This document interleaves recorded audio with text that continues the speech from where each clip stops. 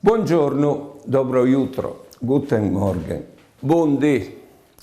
Ho letto le entrate di una dottrina dal 1600, ecco che veniva consegnate ai genitori in una cerimonia fatta in inglese, e là che il plevan aldeva la dottrina e in più una indulgenza ai genitori perché gli insegnassero ai figli. Boh.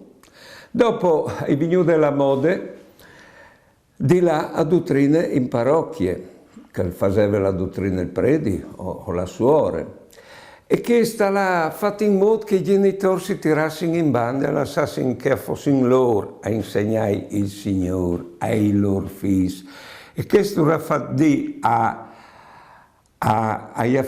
a Battisti il vescovo, che vengono in parrocchie warfins in te fede, tanto di che non si preoccupavano poi i genitori di passare la fede ai figli.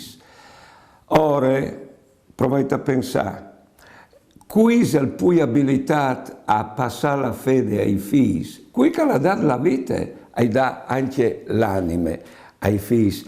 E noi è bravura di catechisto, barbe di predio di vescovo, che se dignodas poi dai genitori a passare la fede ai loro figli.